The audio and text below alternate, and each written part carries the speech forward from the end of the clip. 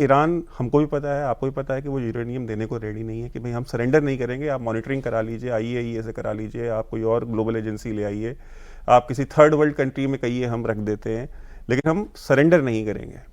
लेकिन इजराइल जो है वो उस पर कॉम्प्रोमाइज़ नहीं करेगा, और अगर इजराइल कॉम्प्रोमाइज़ नहीं करेगा तो ये कॉन्फ्लिक्ट चलेगा। और इजराइल अकेला नहीं है, इजराइल को उस रीजन में जो सबसे बड़ी बैकिंग मिल रही है इस पूरे उसके ऊपर, वो है UAE की। UAE भी इससे कम पे कॉम्प्रोमाइज़ करने को रेडी नहीं है। ये थ्रेट खत्म करो हमेशा। हाँ, क्योंकि UAE की जो पूरी इकोनॉमी है, अगर आप 1960 के दशक का UAE की इकोनॉमी का साइज निकालिए, एक कंपैरेटिव स्टडी दे देता हूँ, जैसे सऊदी अरेबिया की इकोनॉमी 1960 में कितनी थी और UAE की कितनी थी। सऊदी अरेबिया से 20 गुना छोटी इकोनॉमी थी UAE की। आज 2026 में सऊदी अरेबिया की हाफ साइज की इकोनॉमी है UAE। तो आप सोचिए कि ग्रो कितना किया है उसने, ठीक है। तो UAE जो है उस रीजन में वो ये मानता है कि भाई उसमें ऑयल के अलावा टूरिज्म और उनकी जो सर्विसेज हैं ये एक बहुत बड़ा रोल प्ले किया है उनकी इकोनॉमिक ग्रोथ में, ठीक है। और जो सबसे ज़्यादा थ्रेटन कर रहा है ईरान, वो उनकी सर्विसेज और जो टूरिज्म की इंडस्ट्री है उसी को कर रहा है। तो अगर ईरान का अगर ये चैप्टर क्लोज नहीं होता है तो UAE के लिए भी एक बहुत संकट का वो है, बादल है। तो UAE भी रेडी नहीं है। तो ये दो जा भी रहे हैं। हाँ, और ये दो कंट्रीज ऐसी हैं कि जो बहुत ज़्यादा लेवरेज रखती हैं अमेरिका के ऊपर, इजराइल और UAE। क्योंकि अगर आप देखें तो अमेरिकन जो सिक्योरिटी स्टेट है उसका एक बहुत बड़ा सेटअप जो उस रीजन में जो सबसे बड़ा सेटअप है वो बेसिकली या बेस है वो UAE में है। मिलिट्री बेस तो मान लीजिए, आप कह लीजिए कि भाई सेंटकॉम जो है वो दोहा में है, कतर में है, बट उसके अलावा जो सिक्योरिटी सेटअप होता है, जो इंटेलिजेंस बेस्ड होता है, वो सारा UAE में। हम इस कॉन्फ्लिक्ट के फरवरी के अंत में शुरू हुआ था शायद ये, तो तब से अब तक में हम वहीं खड़े हैं जहां खड़े थे रेजोल्यूशन की तरफ, या कुछ बढ़े हैं? देखिए मैं समझा नहीं। हम मतलब दुनिया देखिए हम वहीं खड़े हैं, हम वहीं खड़े हैं, कॉन्फ्लिक्ट वहीं पे खड़ा है। और ये कॉन्फ्लिक्ट आप देखिएगा, हो सकता है कि आने वाले समय में जितना वायलेंस हमने देखा है इससे कहीं ज़्यादा वायलेंस भी हम देख सकते हैं। ओके, ठीक है।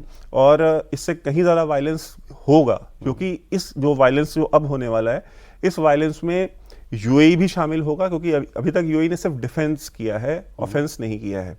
और आपको ये भी याद रखना चाहिए कि UAE की बहुत सारी टेरिटरी है, बहुत सारे आइलैंड्स हैं जिनको स्ट्रेट ऑफ हॉर्मुज पे ईरान ने कब्जा करके रखा हुआ है, जिसके ऊपर ईरान ने 1970s में 80s में कब्जा किया है। अच्छा, पहले?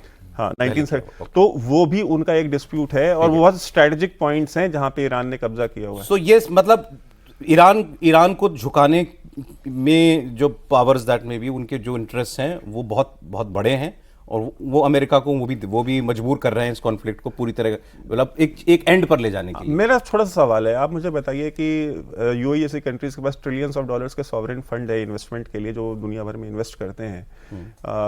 अमेरिका में भी इन्वेस्ट कर सकते हैं, और डोनाल्ड ट्रंप जैसा व्यापारी प्रेसिडेंट हो तो कहना ही क्या है। अगर वो ये कह देते हैं कि भाई आप ये वॉर मत खत्म कीजिए, हम इसमें से $200 बिलियन हम अमेरिकन US इकोनॉमी में इन्वेस्ट करेंगे, तो उनके लिए पीनट्स हैं $200 बिलियन UAE के लिए। कह देंगे हम कर देंगे 200 बिलियन आपके यहाँ, तुम लड़ो। हाँ, आप लड़िए।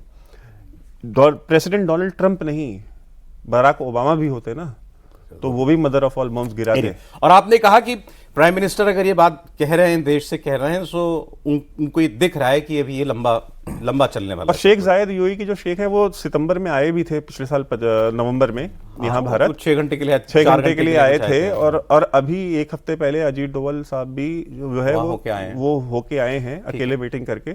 तो बहुत सारी अंडरस्टैंडिंग वहां से भी आई है कि भाई ये कॉन्फ्लिक्ट के बारे में, कि भाई ये हम chapter we stand with Israel और हम ये कॉन्फ्लिक्ट करेंगे। ठीक है, तो अब उनसे समझ जो सेंस मिली वो ये है कि भाई लंबी चलेगी लड़ाई, और ये देश की सरकार को ये दिख रहा है, इसीलिए ये अपील। अब सर, जो लोगों की मतलब की बात है, मतलब जो हमको सुन रहे होंगे भारतीय, कि अगर अभी तक मैनेज किया, आगे भी कर लो। जैसे मैं बता रहा था, $690 बिलियन का फॉरेक्स रिजर्व आपके पास है, रफली 8-9 महीने के आपके इंपोर्ट बिल का ख्याल उसमें रख लिया गया है। इतना तो हमारे आपके पास अभी है, ऑलरेडी है। तो भाई जो राहुल गांधी कह रहे हैं, अखिलेश यादव कह रहे हैं, या और पार्टियां कह रही हैं कि चुनाव से पहले आपने नहीं बताया, चुनाव के बाद आपने तुरंत बता दिया, भाई तो इसका मतलब कि आप चुनाव से पहले और 1 महीना पहले लोगों के ऊपर बोझ डाल देना चाहिए था, ये भी सवाल पूछा जा सकता है।